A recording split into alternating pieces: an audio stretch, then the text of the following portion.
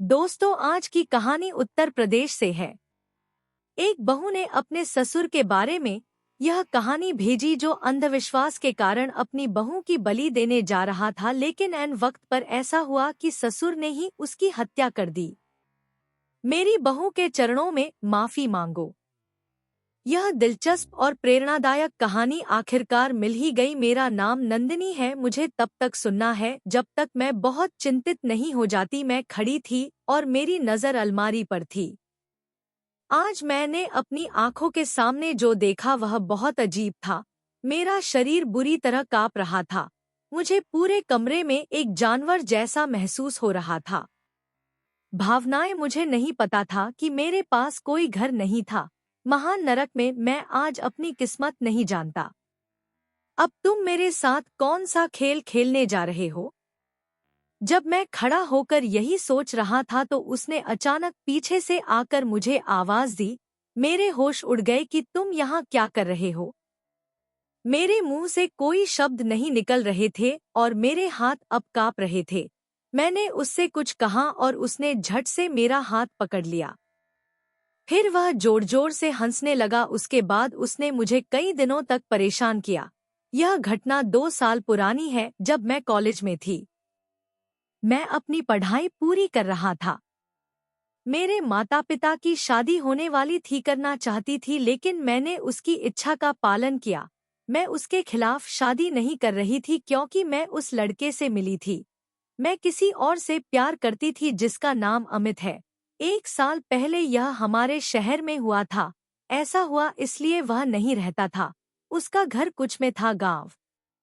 लेकिन अमित छुट्टियों में यही काम करता था और मुझसे मिलने अपने घर जाता था। हम तब मिले जब हम नौकरी की तलाश में थे। मैं अपनी इंटरमीडिएट कक्षा समाप्त करने के लिए उत्सुक था और मुझे नौकरी करने में बहुत रुचि थी। अपने परिवार की अनुमति के बिना पढ़ाई के बाद नौकरी पाने के बारे में ध्यान से सोचें। इसके लिए मैंने घर छोड़कर एक अंतर्राष्ट्रीय कंपनी में शामिल होने का फैसला किया। जब मैं वहां गई जहां अमित काम कर रहा था और जब मैंने अपनी शिक्षा को देखने के बाद बॉस का साक्षात्कार लिया तो उन्होंने मुझे नौकरी नहीं दी, लेकिन मैं सीधे कुछ दिनों के लिए काम पर चली गई। जब तक मुझे नौकरी नहीं मिल गई, मैं वहां जाता रहा क्योंकि मुझे काम करना बहुत पसंद था। मेरे माता पिता हमेशा कहते थे कि हम हमें काम नहीं करने देंगे क्योंकि हमारे पास भगवान का दिया हुआ सब कुछ है। अगर कुछ भी हो तो हमें घर से बाहर निकलना चाहिए। मैं समझता हूँ कि आप यह काम क्यों करना चाहते हैं। मुझे समझ नहीं आ रहा कि उन्होंने ऐसा क्यों कहा कि मैं नौकरी पाना चाहता था इसलिए वे वही करते रहे जो वे चाहते थे, लेकिन मैंने उनकी बात को नज़रअंदाज कर दिया क्योंकि ऑफिस ने मुझे पहले इंटरव्यू के लिए वहां ले जाने का फैसला किया। हालांकि मैं अमित से मिली थी लेकिन मुझे नौकरी नहीं मिली और मैंने सोचा था कि अगर मैं उनसे थोड़ी विनती करूं तो शायद वे मुझे नौकरी दे देंगे। लेकिन बड़े कार्यालयों में मैं दरवाजे पर हूँ। मैं खड़ा होकर रो रहा था, तभी अतुल ने मुझे बुलाया। मुझे रोता हुआ देखकर उन्होंने मुझे बैठने को कहा और कहा कि अब तुम्हारा काम है। आपकी उम्र इतनी नहीं है कि इसे पहले कर सके और मेरी उम्र में आपको वैसे भी पढ़ाई करनी चाहिए। वह छोटी थी और उसने मुझे बहुत अच्छे से समझाया ताकि मैं उसे जल्दी से समझ सकूं। उसने मुझे कुछ लड़कियों के बारे में बताया जिन्हें घर से बाहर निकलना और नौकरी पाना आसान नहीं है उनकी गरिमा को काम करना है और अगर कोई उनका सम्मान करता है तो वे किसी भी कारण से चले जाते हैं। वह कहने लगता है कि कुछ लड़कियों को काम करना पड़ता है। अगर आपके पास कोई ऐसा नहीं है तो कोई बाध्यता नहीं है। आपके परिवार वाले बहुत खुश हैं। अच्छे लोग जो आपको काम करने से मना कर रहे हैं, लेकिन आपको उनकी बात सुननी चाहिए। हमें हमेशा बड़ों की बात को महत्व देना चाहिए, बिना बड़ों की बात सुने इस तरह के फैसले लेने से हम बहुत नुकसान करेंगे। और मेरी सलाह माने, अमित अपने माता पिता की बात माने। अगर वे काम करते हैं, अनुमति नहीं है तो अभी काम मत करो, पहले और अध्ययन करो और सफल हो जाओ। एक समय ऐसा आएगा जब तुम्हें नौकरी ढूंढने की भी जरूरत नहीं पड़ेगी। तुम इतने समर्पित व्यक्ति बन जाओगे कि मैं आज ही तुम्हारे पास नौकरी के लिए आऊंगा। अभी तक मुझे किसी ने अमित के जैसा नहीं समझाया था। मैं एक लड़का था। जब मैं दोबारा वहां नौकरी करने गया तो उसने मेरे लिए कोई कोशिश नहीं की। कुछ दिनों के बाद उसने अमित से मुलाकात की। शॉपिंग मॉल मिलने के बाद धीरे धीरे हमारी बातचीत का सिलसिला शुरू हुआ और हम एक दूसरे से प्यार करने लगे। हम किसी तरह एक दूसरे को जानने लगे। हम करीब आ गए और हमारे बीच प्यार हो गया। अमित ने मुझे बताया कि उसके जीवन में उसके पिता के अलावा कोई नहीं है। वह अपने माता पिता का इकलौता बेटा था और उनकी मां की मृत्यु 10 साल पहले हो गई थी जब वह बहुत छोटे थे और उनके पिता को उनका पालन पोषण करना मुश्किल हो गया था, इसलिए उन्हें शहर के बोर्डिंग स्कूल में भेज दिया। हर हफ्ते वे उसे भर्ती करते थे। अमित उसकी जरूरतों को पूरा करने के लिए छुट्टियों पर घर आता था। वह बड़ा हुआ और उसने अपनी शिक्षा पूरी की और इसी शहर में उसे नौकरी मिल गई। उसकी शिक्षा अच्छी थी और वह बहुत बुद्धिमान था, इसलिए उसे अच्छी नौकरी मिल गई। अब वह पैसे कमा सकता है और अपनी कमाई से अपने पिता को गांव भेज सकता है। अमित हमेशा अपने पिता के बारे में बात करते हुए चिंतित हो जाते हैं और कहते हैं कि उनके पिता को बचपन से लेकर अब तक उन पर बहुत गर्व है। उनके पिता ने उन्हें माँ और प्यार दोनों दिया। अमित हमेशा चाहते थे कि वह कई बार पिता के साथ रहें। पापा से कहा कि वह साथ रहने के लिए शहर आएंगे, लेकिन उनके पिता ने यह कहते हुए साफ मना कर दिया कि वे शहर में नहीं रह सकते क्योंकि वे वहां नहीं रह सकते। शायद वे चाहते थे कि अतुल गांव लौट जाए और अमित अपना खुद का व्यवसाय शुरू कर दे वहां। उनका मानना है कि अधिक पैसा कमाने के लिए उन्हें थोड़ी अधिक मेहनत करनी होगी और फिर गांव में अपना खुद का व्यवसाय शुरू करना होगा जहां वह अपने पिता के साथ रहेंगे, लेकिन इससे पहले उन्हें शहर में कुछ और समय बिताना होगा। मुझे कड़ी मेहनत करनी पड़ी। वह और मैं कर रहे थे। मुझे भी उससे इतना प्यार हो गया कि मैंने अमित से शादी करने का फैसला कर लिया। करोब ऐसे ही 2 साल बीत गए और अब अमित को शादी करनी थी, इसलिए हम दोनों ने अपने रिश्ते को काफी समय तक सभी से छुपाए रखा। अब आगे बढ़ने की हिम्मत नहीं थी। अमित और मेरा रिश्ता मेरे परिवार से है, लेकिन उन्होंने कहा अभी मैं गांव जाऊंगा और पापा से तुम्हारे बारे में बात करूंगा।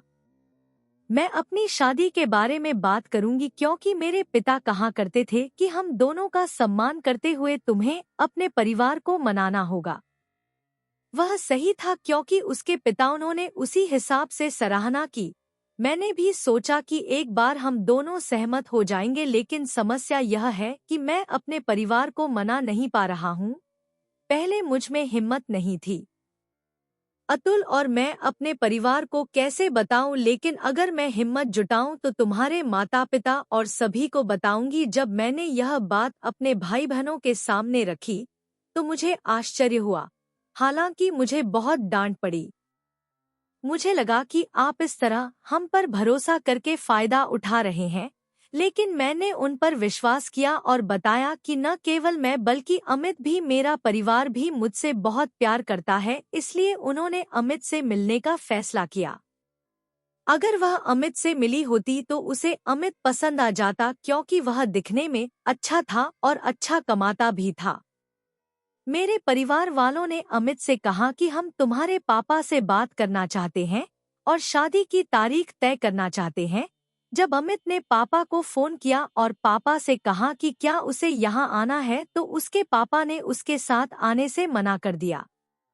मैंने कहा मुझे यह सुनकर कोई आपत्ति नहीं है कि मैं किसी भी लड़की से शादी कर लूं। अमित खुश हो गया। वह मुझसे भी ऐसे ही बात करने लगा। पिता ने अपने परिवार से क्या कहा, मैंने वही कहा। मेरे पिता ने कहा, लेकिन आप हमारी बेटी को यहाँ कहाँ रखते हैं? क्या आप किराए के फ्लैट में रहते हैं? मेरे पास अपना घर भी नहीं है। अमित कुछ कहने लगा। कुछ दिनों के लिए गांव जा रहा हूँ। अगर लोगों को कोई आपत्ति न हो तो आप यहाँ रुक सकते हैं, उसके अनुसार अनुष्ठान कर सकते हैं और मैं नंदिनी को गांव के अनुष्ठान में ले जाऊंगा। मैं अपने परिवार के अनुसार शादी करूंगा। अगर पिता के अलावा यहाँ कोई नहीं है, अगर पिता नहीं है तो शादी में मत आओ, मैं शादी करूँगा, मैं ये नहीं कर पाऊंगा। फिर भाई से पूछा, तुम्हारे पिता यहाँ क्यों नहीं आते? अमित जवाब देता है, शहर का माहौल मुझे बिल्कुल पसंद नहीं है। अगर मैं उन्हें यहाँ आने के लिए कहूँ तो मैं कहूँगा कि वह कभी नहीं आएंगे। उन्हें नंदिनी और हमारी खुशहाल शादी पसंद है, लेकिन फिर भी मैं अपने पिता की तरह शादी नहीं कर सकता। इसलिए आप कह रहे हैं अपना भेजे लड़की मेरे साथ है, मैं गांव जाकर शादी करूँगा। यह मेरा घर है। मेरे माता पिता को बहुत आपत्ति थी। पूछोगे तो क्या हमारी बेटी गांव में है? अमित कहता है, हाँ, नंदिनी गांव में रहेगी, तुम पूरी जिंदगी मेरे साथ रहोगी। बाबा ने अब मेरे लिए बहुत कुछ किया है, उनके बुढ़ापे का समय आ गया है, निधन हो गया और उनके जाने के बाद पिताजी ही घर में खाना बनाते थे, कपड़े धोते थे। उन्होंने खुद ही बर्तन साफ किए और धोए। क्या मुझे इस बुढ़ापे में यह चाहिए? यह सुनकर कि मेरी पत्नी को उसकी सेवा करनी पड़ती है, मैं माँ क्रोधित हो गई और बोली कि तुम हमारी बेटी से इसीलिए शादी कर रहे हो ताकि वह तुम्हारे पिता के साथ गांव में अकेली रहेगी, सेवा करते रहो और तुम यहाँ शहर में अकेले हो, काम करते रहो। अमित ने कहा, मैं हमेशा करूँगा। मैं 4 या 5 महीने तक यहाँ नहीं रहूँगा और ऐसा लगेगा कि मैंने कुछ पैसे बचा लिए हैं। मुझे कुछ और इंतजाम करने होंगे। गांव में जमीन खरीद लूंगा, वहां कोई नहीं होगा, बिजनेस करूंगा, फिर पूरी तरह रहूंगा। शहर नहीं आना हो तो भी यहीं शिफ्ट हो जाऊंगा। आपको इसकी आवश्यकता नहीं होगी, चिंता न करें। आपकी बेटी वहां अकेली नहीं रहेगी। मेरे पास देखभाल करने के लिए एक पूरा गांव है और मेरे पिता के पास भी। हमारे पास एक बहुत बड़ा घर है। आप मेरे गांव जा सकते हैं और यदि आप चाहें तो सब कुछ ले सकते हैं। आप अभी भी देख सकते हैं कि मेरे माता पिता थोड़े चिंतित हैं, लेकिन अमित ने मुझे आश्वासन दिया कि शादी कुछ समय बाद होगी, भले ही वह उसके जाने के बाद होगी। उसने मुझे सोचने का मौका दिया। वे कह रहे थे कि मुझे अतुल के घर का माहौल बहुत पसंद है।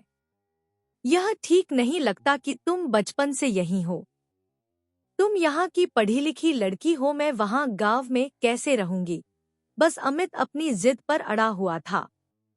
मैंने कहा कि मैं एक ही गांव से शादी करना चाहती हूँ, मैं रह सकता हूँ और अमित भी कुछ समय के लिए रुक सकता है। वह कहता है कि जीवन यहीं रहेगा।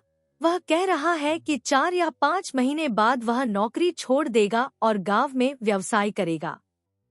माँ ने कहा, बेटा तुम वहाँ अकेले रहोगे, हमारा कोई रिश्तेदार नहीं है और तुम्हारा पति भी हमारे साथ नहीं है। अगर कोई समस्या होगी तो आप किसे देखेंगे? मैंने कहा, मुझे कोई समस्या नहीं है, अमित इसकी जिम्मेदारी नहीं लेंगे। वह और गांव के लोग मेरी देखभाल कर रहे हैं और सभी मेरी बात सुनकर ही यह फैसला लेंगे। मैं चाहूँगा कि यह अमित हो। मेरे परिवार को यह पसंद आया। मैं बस गांव में रहना चाहता था, लेकिन इससे खुश नहीं था। इससे कोई फर्क नहीं पड़ता कि मैंने अमित से शादी की है। यह मेरे लिए बहुत सौभाग्य की बात थी कि कुछ समय बाद मेरी शादी अमित से हो गई। घर वालों ने खुशी खुशी मुझे अलविदा कहा और अमित मुझे अपने गांव ले गया। मैं बहुत खुश थी कि उसका गांव हमारे शहर से बहुत दूर था। जब वह मुझे अपने गांव ले गया, वहां वो लोग मुझे देखकर बहुत खुश हुए और मुझे अपने घर ले जाकर उसके पापा ने दरवाजे की घंटी बजाई। उसे खोला और खुशी से हमें गले लगा लिया। मैंने उनके पैर छुए और आशीर्वाद लिया। फिर हम दोनों घर के अंदर गए। अमित ने मुझे अपना पूरा घर दिखाया। घर बहुत सुंदर था। अमित के पिता बहुत अच्छे इंसान थे। वहां जाने के बाद अमित और मैंने एक नई जिंदगी शुरू की। मालूम था कि वहां कुछ दिन रुकने के बाद अमित दोबारा शहर चला गया। अमित ने मुझसे वादा किया कि मैं उसके पिता की बहुत सेवा करूंगा। मैं इस घर का अच्छे से ध्यान रखूंगा। अब मुझे उन पर भरोसा करना होगा। उन्होंने मुझसे कहा कि मैं अपने पिता की खूब सेवा करूंगा। अमित ने मुझसे वादा किया कि वह जल्द ही वापस आएगा क्योंकि अब उसे मेरे ससुराल वालों के साथ रहना होगा। अब तक मुझे नहीं पता था कि अमित ने मुझे अपने पास रखा है। अगले हफ्ते आप शादी के बाद कब ले जाओगे? मैं वैसे भी एक साथ समय बिताने के लिए उत्सुक हूँ। कौन जानता है कि आप कब चले जाएंगे, कब लौटेंगे? यह सुनकर अमित कहता है, पापा मैं आपका ख्याल रखने के लिए यहाँ हूँ, मेरी बहू, और अगली बार भी करूँगा। अगर मैं यहाँ आऊँगा तो शायद कभी वापस नहीं आऊँगा। भले ही मैं देर से लौटूं, लेकिन अब जाऊँगा। लेकिन अब मेरे ससुर यह सुनकर थोड़ा चौंक गए कि मैं यहाँ रहने जा रही हूँ। शायद उनके चेहरे को यह बात अच्छी नहीं लगी, लेकिन उनमें घबराहट दिखने लगी। और आप अपने काम के बारे में यही कहते हैं? लड़की का दामाद यहाँ अकेला रहेगा, कैसा रहेगा? वह किसी को जानता भी नहीं है और शहर में रहता है। एक लड़की, और तुम्हें वह यही गांव में जाती हुई मिली। मुझे विश्वास है कि तुम उसे अपने साथ ले जाओगे, अमित ने उत्तर दिया। नहीं पापा, मैं यहाँ 4-5 महीने से हूँ। नंदिनी का क्या करें? यह मेरा मूल घर और उसके ससुर का घर है। मेरे ससुर पिछले 4-5 महीने से यही कह रहे हैं। तभी अमित ने कहा, मैं अभी शहर में हूँ, मैं नहीं रहूंगी, मैं अपनी नौकरी छोड़ दूंगी। मैंने यहाँ आने के लिए काफी पैसे जमा कर लिए हैं। मैं यहाँ जमीन खरीदूंगी और बिजनेस करूंगी। मैं इसे ऐसे करूंगी, मैं तुमसे दूर नहीं रहूंगी। फिर हम अपने घर में खुशी से रहेंगे, तुम रहोगी जीवन भर अकेले। अब तुम अपने परिवार के साथ हो। मेरी बात सुनकर ससुर जी के चेहरे पर कोई खुशी नहीं थी। यह स्पष्ट था कि वह इससे खुश थे, भले ही वे दिखावे के लिए नहीं थे, लेकिन उन्होंने इसे बार बार कहा, तुम्हें यहाँ क्यों आना पड़ा? तुम शहर में जो करते हो करते रहो, अपनी बेटी के दामाद को भी शहर ले आओ। लेकिन अमित कहता रहा, पापा अब मैं नहीं चाहता कि मेरे ससुर आपके साथ रहें। मुझे यह बिल्कुल पसंद नहीं आया। मुझे नहीं पता कि अमित के पिता की तबीयत ठीक क्यों नहीं है। अमित और मैंने वहां 1 सप्ताह बिताया। ऐसा लग रहा था कि अमित को अपना सामान लेकर वापस जाना पड़ा। मेरे ससुर फिर से चुनने लगे थे। उससे कहा कि अपनी पत्नी को वापस लाने के लिए यहाँ जाओ, बेचारी को अच्छा नहीं लगेगा। लेकिन मैं यहाँ से जाने को भी तैयार नहीं था। और अमित मुझे यहाँ से न ले जाए। अमित यह विश्वास करना चाहता था कि उसके पिता ने मेरी पत्नी को यहाँ अनुकूलित कर लिया है। ऐसा होना ही था, इसलिए वह 1 और सप्ताह के लिए यहाँ रुकेगा।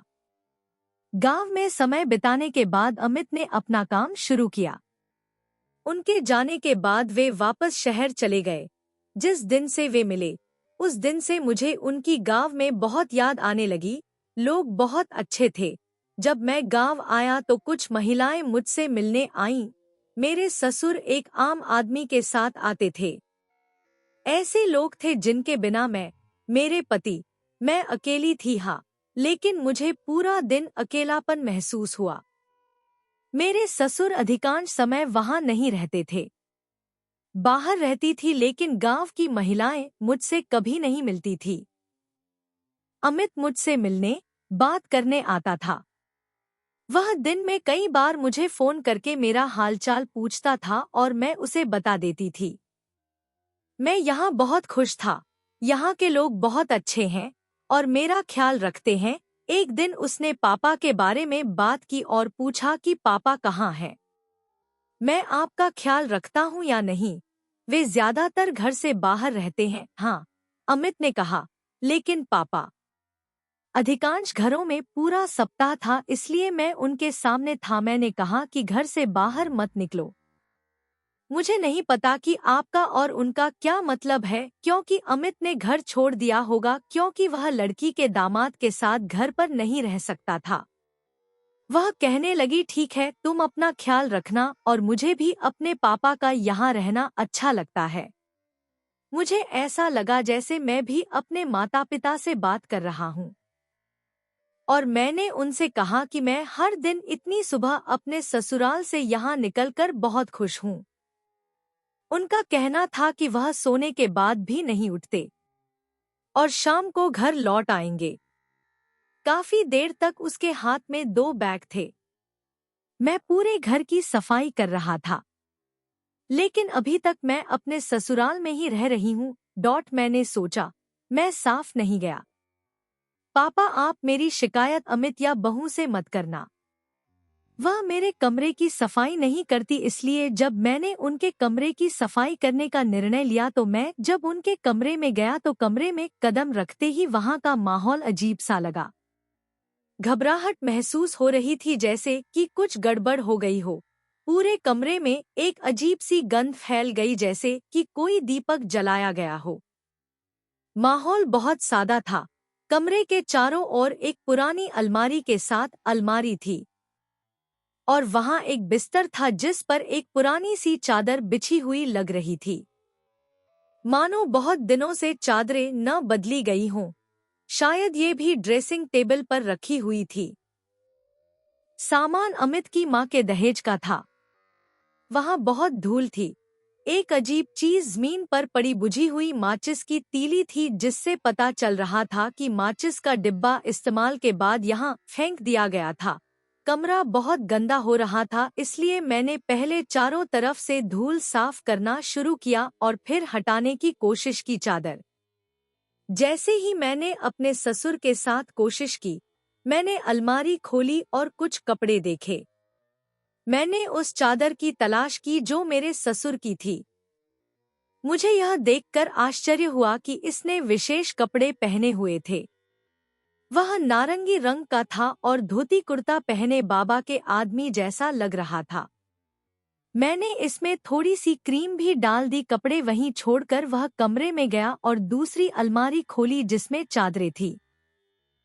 सभी अलमारियों में किसी को ढूंढने के बाद मैंने अपना सामान छोड़ दिया, लेकिन बिस्तर की चादरें कहीं नहीं मिली।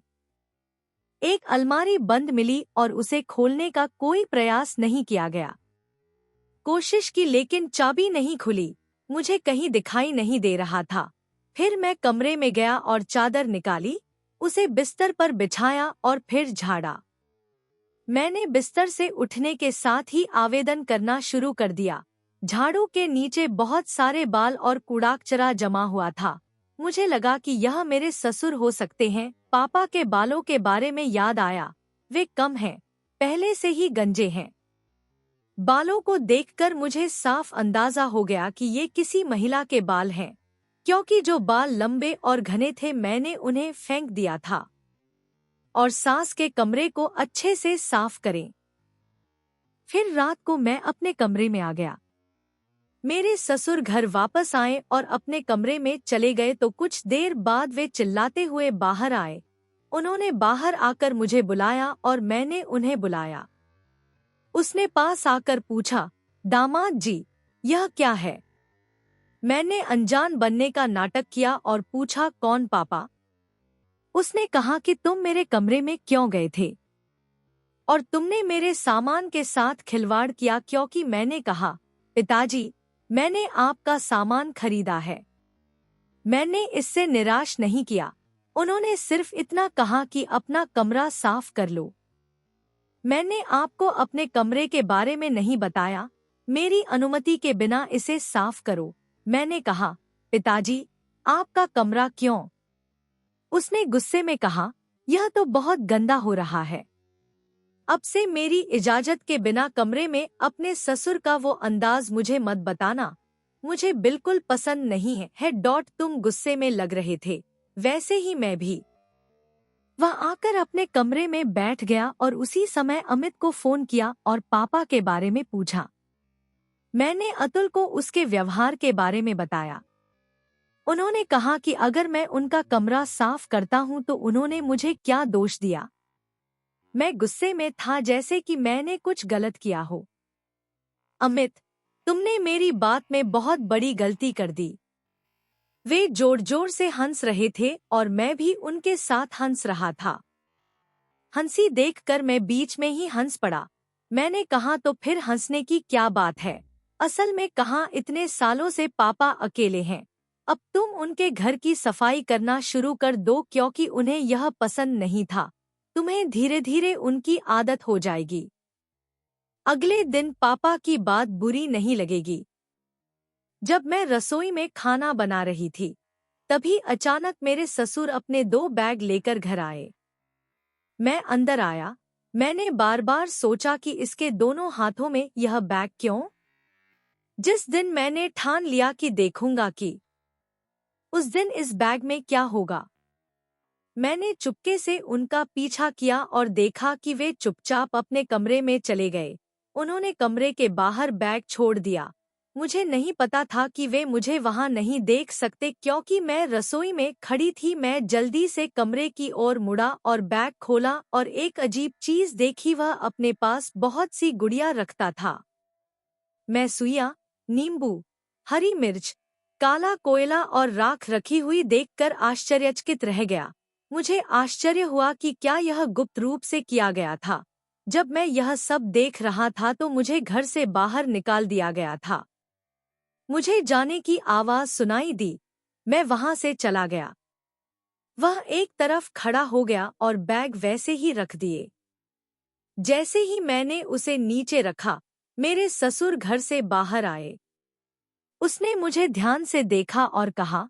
मैंने कहा, तुम यहाँ क्या कर रहे हो? वह खाने के बारे में पूछने आया। उसने कहा कि मुझे अभी खाना नहीं चाहिए। उसने कमरे का दरवाजा बंद कर दिया और 2 बैग निकाल लिए, उठाया और घर से निकल गई। यह सब देखकर मैं चौंक गई और तुरंत कमरे में आई और अपने पति को फोन किया। मेरे पति ने उन्हें यह सब फिर से बताया। वो हंसने लगे और बोले, पापा आप पागल हो, आपके साथ ऐसा क्यों होता है? शायद ये किसी और की चीज है। इस बात से ध्यान भटकाओ जो तुम ला रहे हो। मैंने तुमसे कहा था पिताजी को ज्यादा पसंद नहीं है किसी भी बात को गंभीरता से मत लो। मेरे ससुर थे, कम से कम मुझे कुछ तो दिखाओ। मुझे ऐसा लगता है जैसे ससुर कोई जादू टोना करते हैं, क्योंकि ऐसी चीजें हैं। बस अब काम आता है। मेरे ससुर और पति का ख्याल रखना होगा। समझना होगा कि उसके पिता कुछ कर रहे हैं। मेरा यह सोचना गलत है कि मैंने पहले भी अपने ससुर के कमरे में अजीब चीजें देखी हैं, जिनमें एक बंद अलमारी भी शामिल है।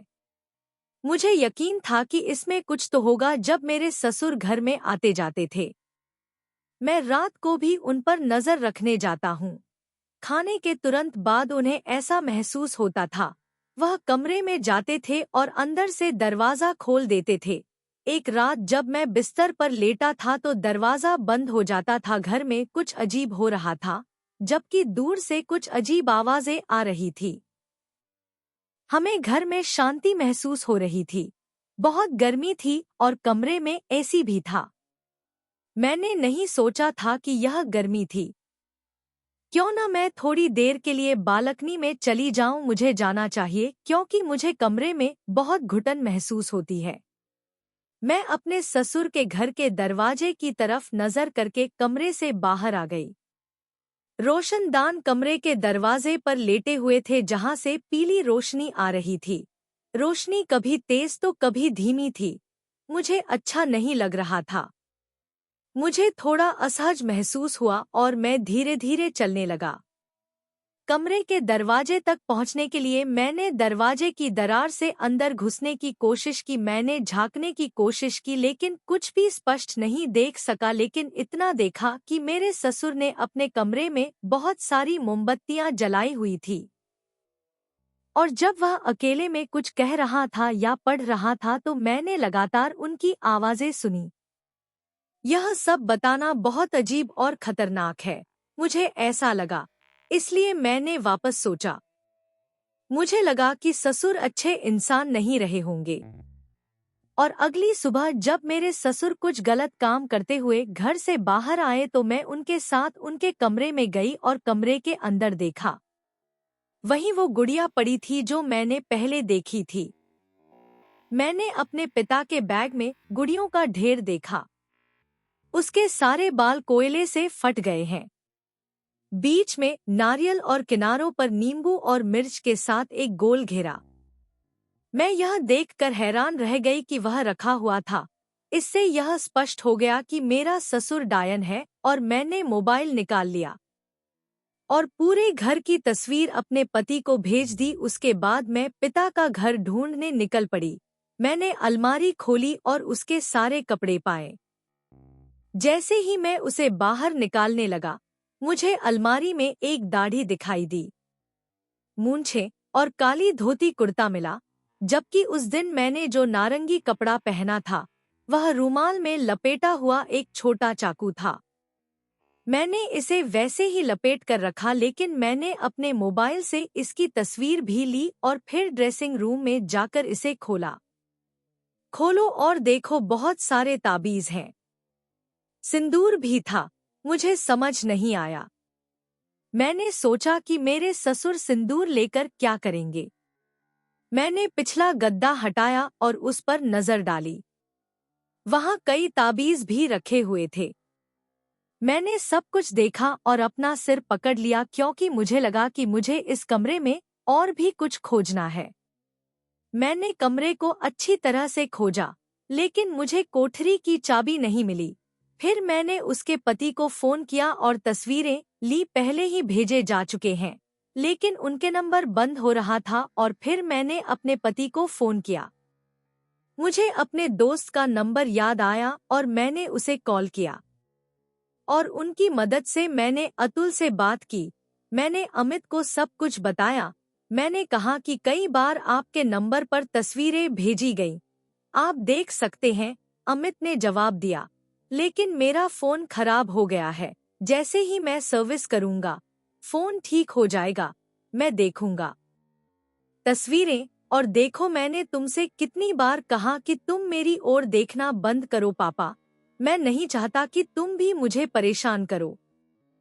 पिताजी तुमसे नाराज हो जाते हैं और मुझसे कहते हैं कि अपनी पत्नी को कुछ दिनों के लिए यहाँ से ले जाओ। बात यह है कि सब कुछ सहना। मैंने कहा, अमित, क्या तुम्हारे पास यहाँ कुछ है? तुम्हारे पिता असहनीय हैं। वह कोई आम इंसान नहीं है, डायन है। मैं उसका कमरा खुद साफ करूंगी। मैंने उसके कमरे से जो भी देखा, मुझे सब कुछ मिला। यही बात अमित ने कही। अब आप मेरे पिता हैं। तुम मुझ पर आरोप लगा रहे हो। मैंने कहा, नहीं अमित, मैंने खुद आपको तस्वीर भेजी है। आप कमरे की हालत देख सकते हैं। उन्होंने कहा, ठीक है, जब मेरा फोन ठीक हो जाएगा तो मैं कल देखूंगा। मैं खुद ही रिपेयरिंग से ले लूंगा। मैं आऊंगा, लेकिन कृपया मेरे पिता या आप में से किसी बुजुर्ग के कारण कुछ न करें। मैंने कहा, अमित, कोई दिक्कत हो तो प्लीज मेरे लिए कर दो। विश्वास था, लेकिन उन्होंने अपने पिता से कहा कि इतने सज्जन और सरल व्यक्ति ने सोचा कि मैं विश्वास करने के लिए तैयार नहीं हूँ। वह चाबी मुझे कहीं नहीं मिली, सिवाय इसके कि मैंने तस्वीर खींची और अपने पति को दे दी। मैं उम्मीद कर रही थी कि वह उस रात जरूर देखेंगे। मुझे फिर मिल गई। अगली सुबह ससुराल से कुछ मेरे ससुर फोन पर किसी से बात कर रहे थे और मेरी नज़र उन पर पहले से ही थी। जब मैं दरवाजे के पास खड़ा था और जब मुझे बातें सुनाई देने लगीं, तो मैंने केवल यही सुना कि नवरात्रि के बाद एक रात मैं उनसे जल्द ही मिलूंगा। मैं अपना बलिदान दूंगा।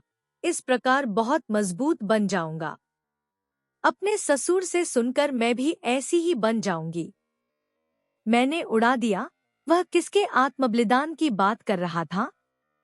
क्या कर रहे थे? और उस रात वे समझना चाहते थे।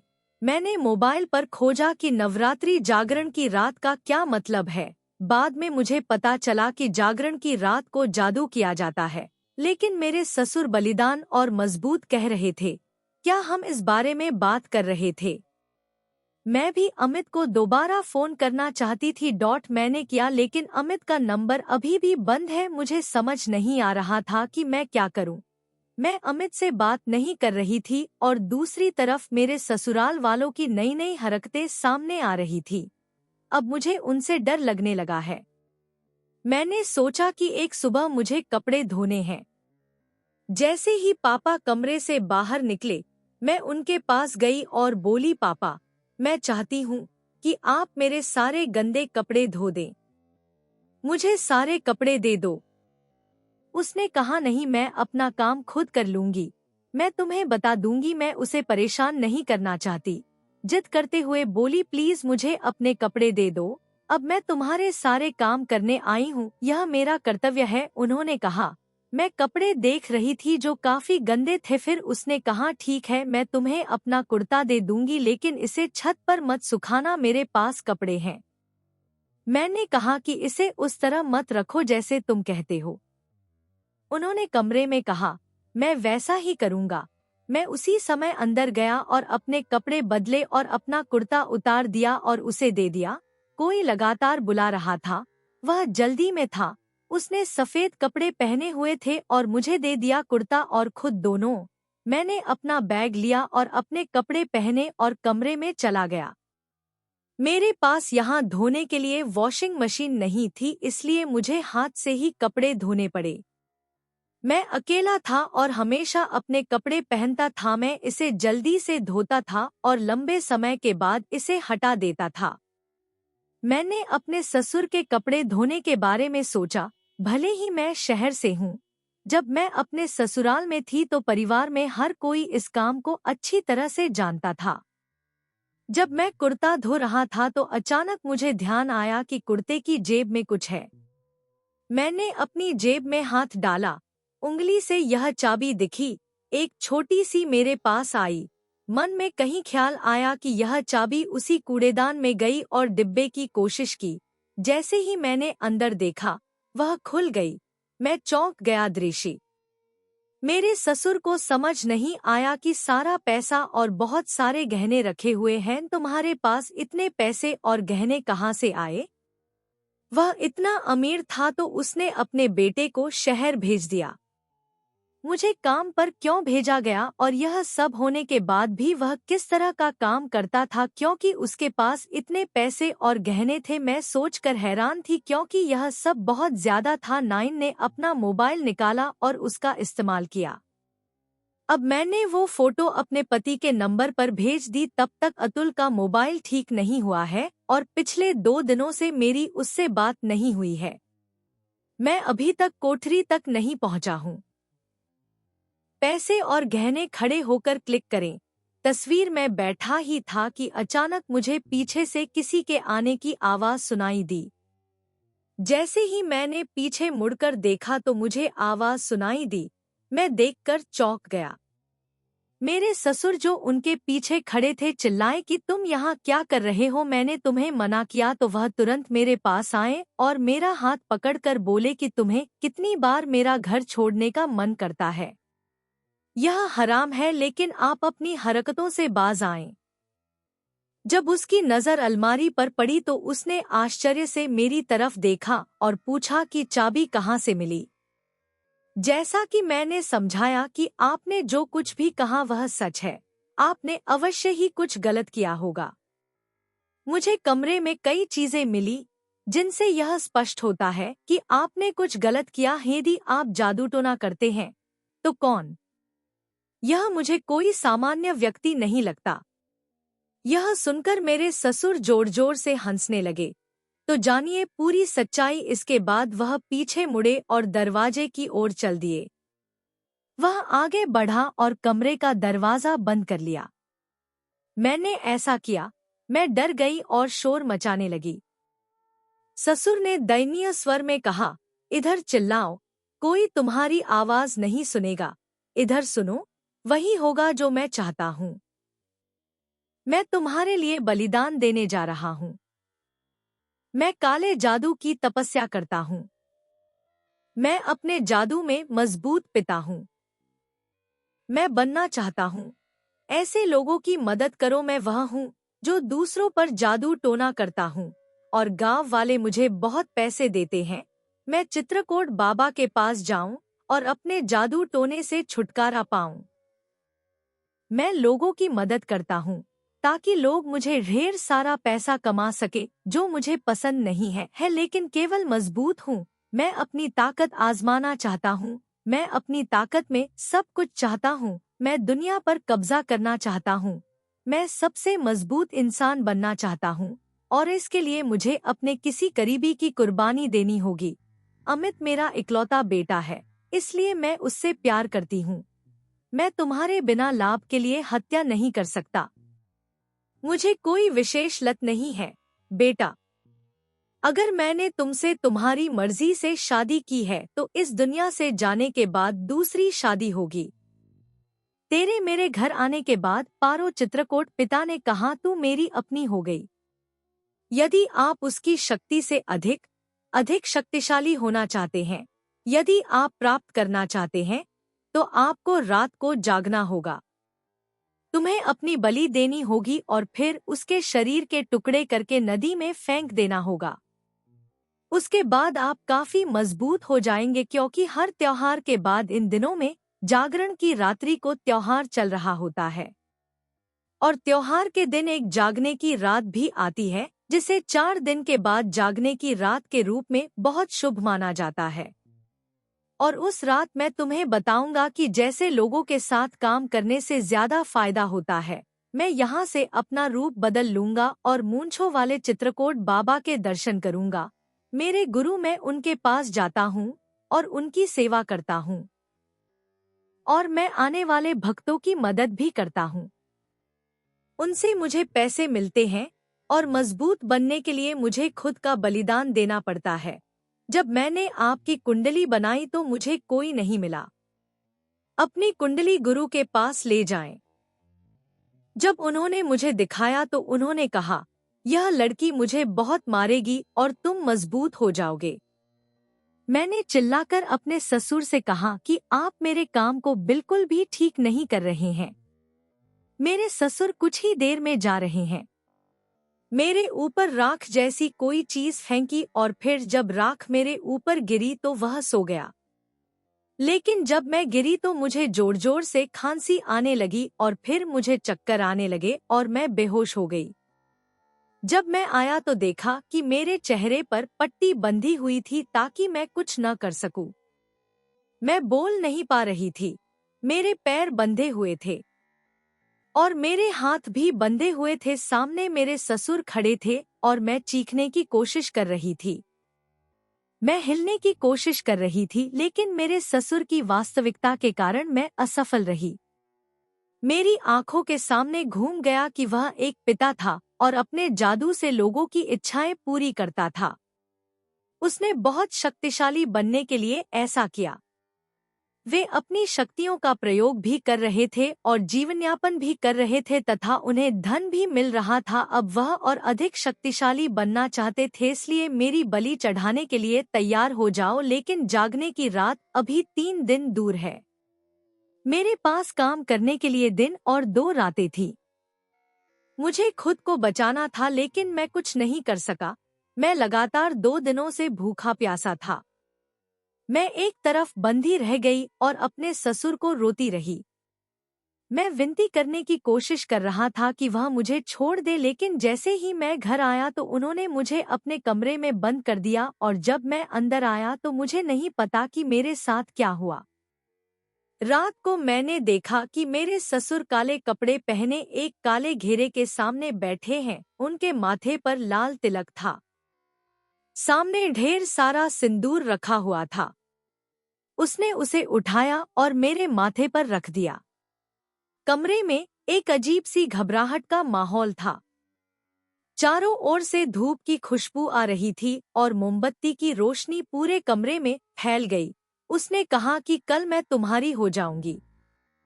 मैं बलि दूंगी और कल रात को चंद्रमा निकलने के बाद में पता चलेगा कि अब मेरी जान मेरे पति को मेरी बातों की ज्यादा परवाह नहीं है। उन्हें अपने पिता पर ज्यादा भरोसा नहीं था। उन्हें लगता था कि यह अच्छा है और वे इसे नहीं जानते थे।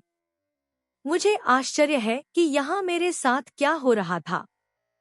मोबाइल भी मेरे ससुर के पास था, जो आखिरी था। मैं 3 दिन और 2 रात से भूखा हूँ। प्यास के कारण मेरी आवाज यहीं बंद गई थी। मैं न तो निकल सकता था और न ही कुछ कर सकता था। मैं अपने पति के बारे में सोचकर रो पड़ी।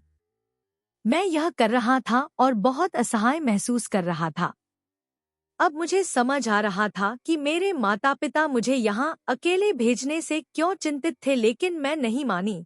फिर वह समय आया जब मेरे ससुर स्कार भूख प्यास से बहुत थक कर मेरी बलि देने जा रहे थे। मेरे ससुर को अलमारी की चिंता थी। उसने आगे बढ़कर अलमारी खोली और चाकू निकाला जो एक बार मेरे हाथ में आया था।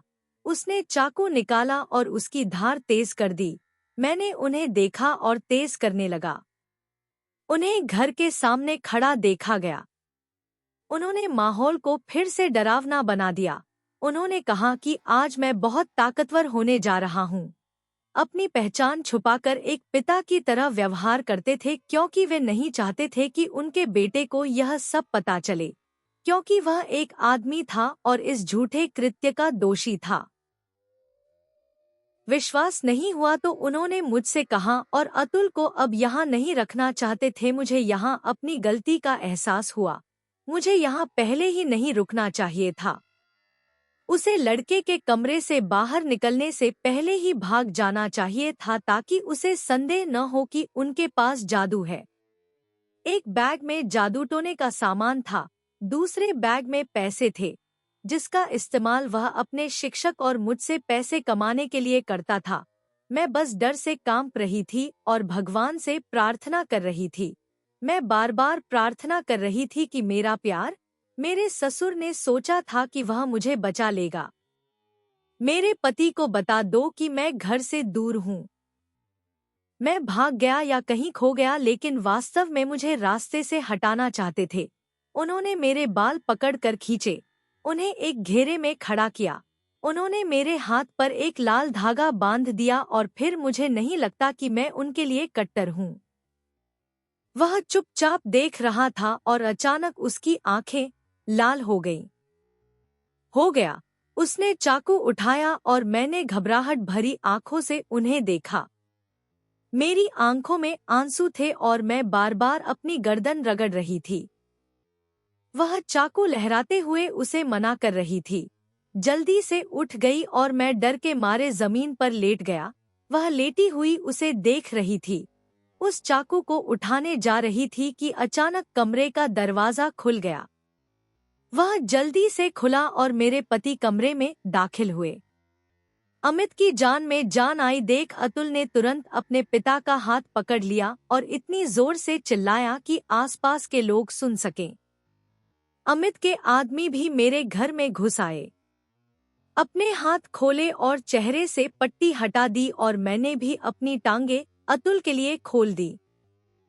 अमित ने मुझे गले लगा लिया और चिल्लाने लगा कि इस आदमी को पकड़ो, क्योंकि मेरे ससुर थे। गांव के कई लोग तमाशा सुनकर भागने की कोशिश कर रहे थे।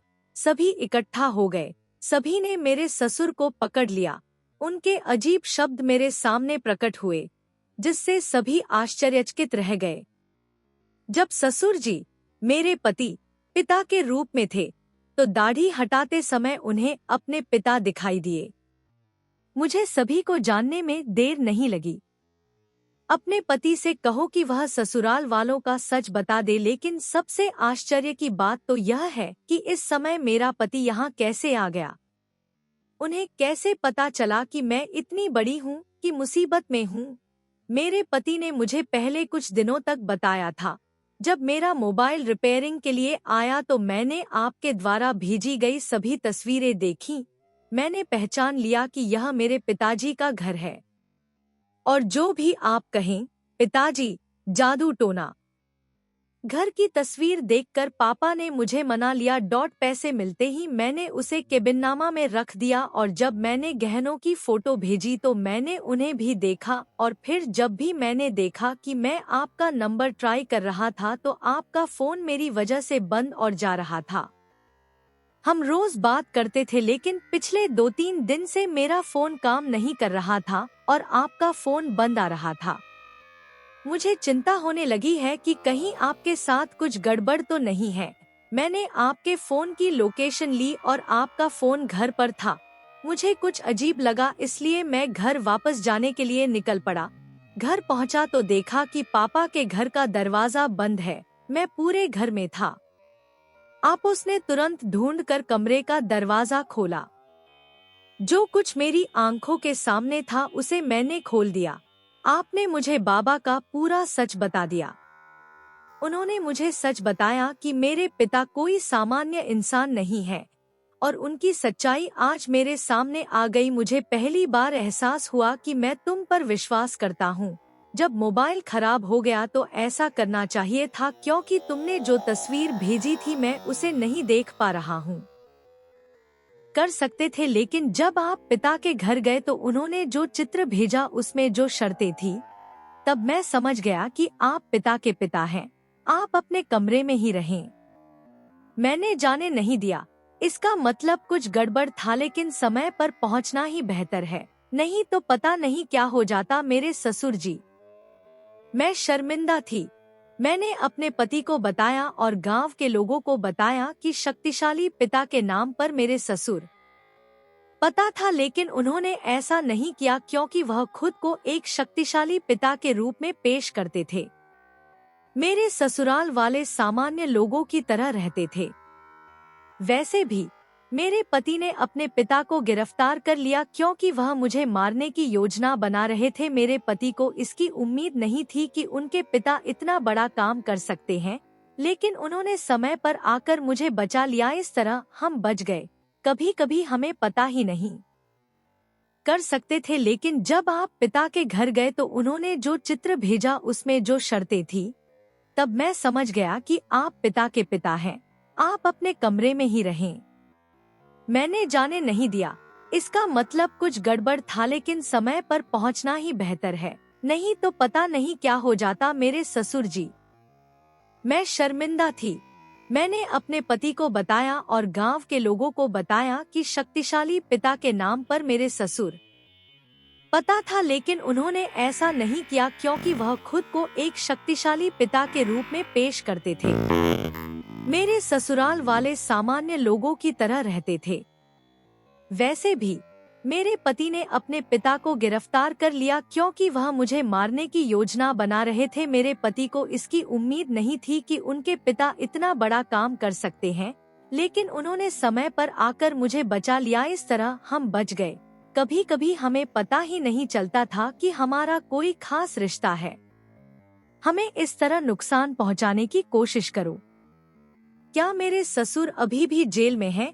और अगर थोड़ा सा और मुझे मार देता तो तुम और मजबूत हो जाते।